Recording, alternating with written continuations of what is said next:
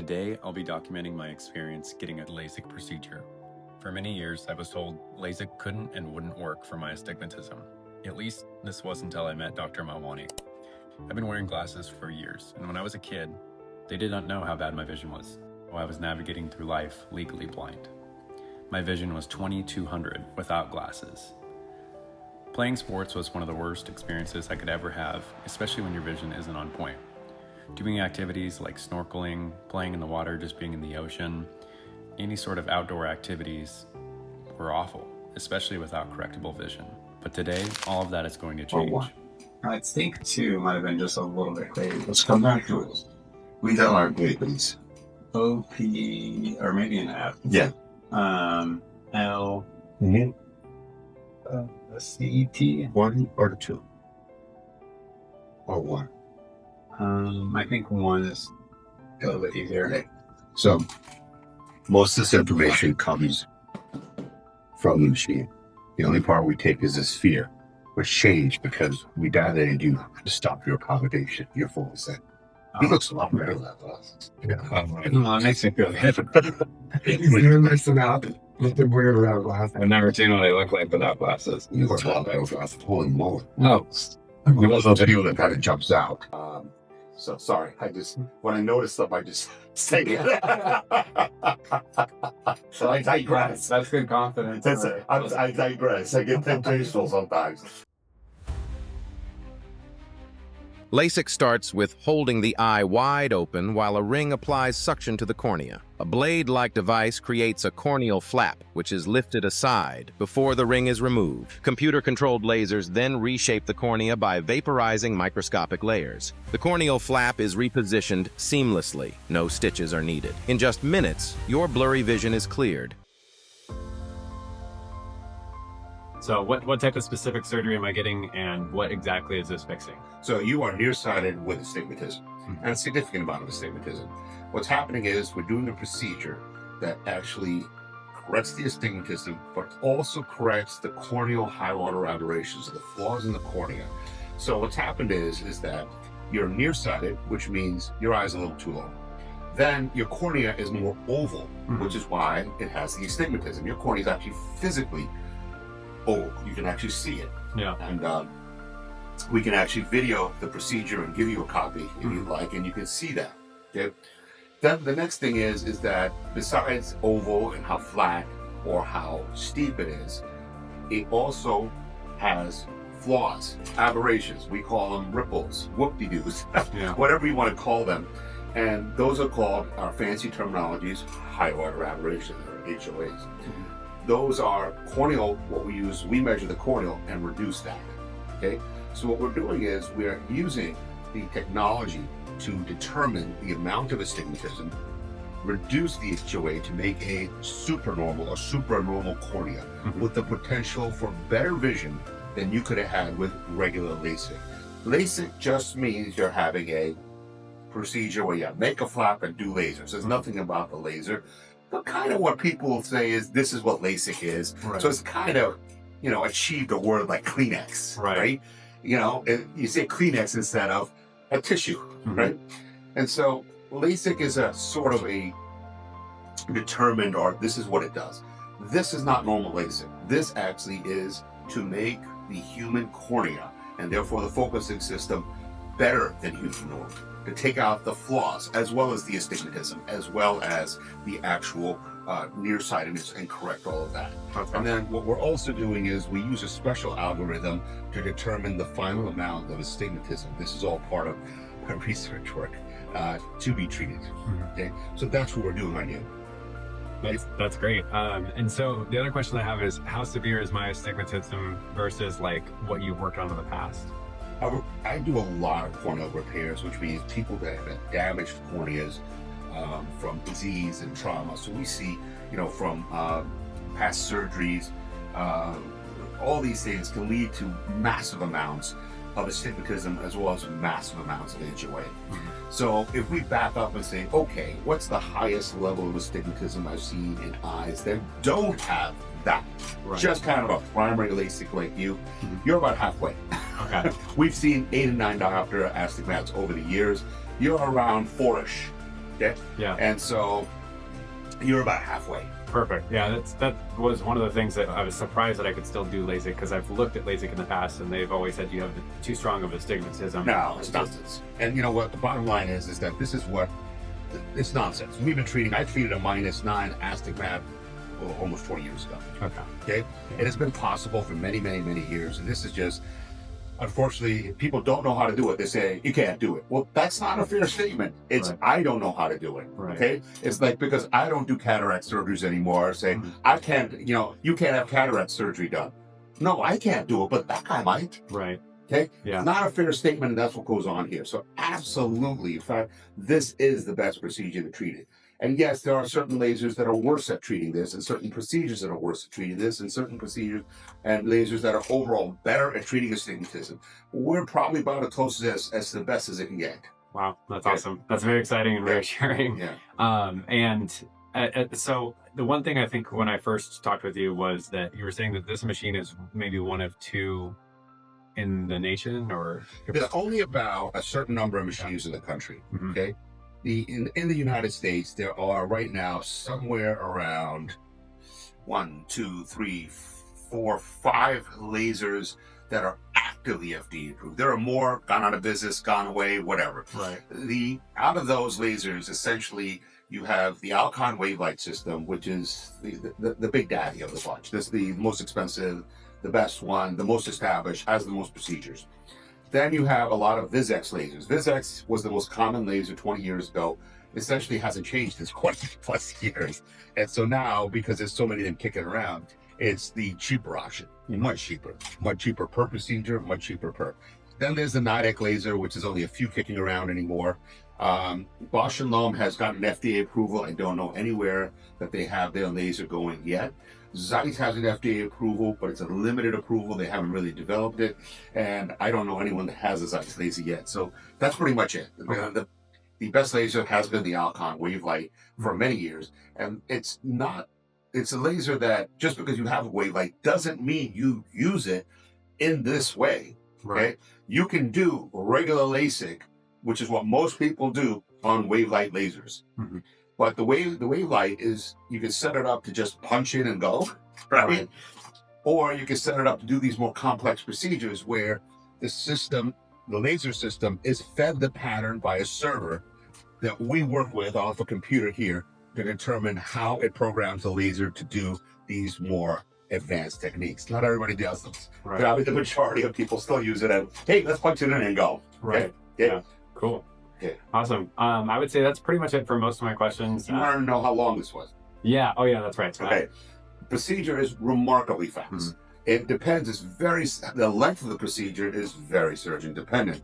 I used to have a lady do procedures here, and it would take her about 20 minutes to do a LASIK. I do it in 9. Okay.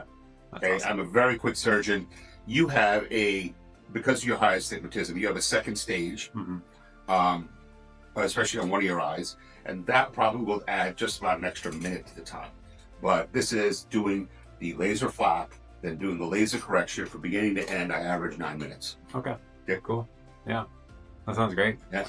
Anything else? No, I think that's it. I'm excited to definitely get the procedure. I think I'm scared still of like just the unknown, but yeah. Yeah. The idea behind what we've done, what my research has been for about 9 years, is to make the unknown known. There's less and less and less between the research I've done and other people have done. There's now less and less and less that's unknown. Okay. And it's down to the unknown is biological variabilities. In other words, these are variabilities in how an eye reacts. And we can overcome those as well. Okay. That has to just apply the data to an individual and the science to an individual case. The bottom line is we can now know, or at least not everybody, but people involved in this kind of work, know how it goes wrong, why LASIK goes wrong, when it can actually be a problem, how to avoid those problems, how to fix those problems. At the moment, we can fix virtually any LASIK complication there's ever been. Wow. Okay? That's impressive. And, there was this incredibly sad story about somebody who had LASIK, didn't come out right, and it committed suicide. This just happened, I think, in Pennsylvania about a month ago. And there's no reason for that kind of stuff. If you have a problem, find me. I'll fix it. Immediately, one of my former employees who's now doing an ophthalmology residency texted me and said, "Oh my God, I wish this poor man found you." Right. Obviously, there was other things going on too, Right. but it breaks my heart because this stuff can be fixed. Yeah. Yeah. Yeah. That's good to know. Yeah. Well, thank you. I appreciate your time. Sure.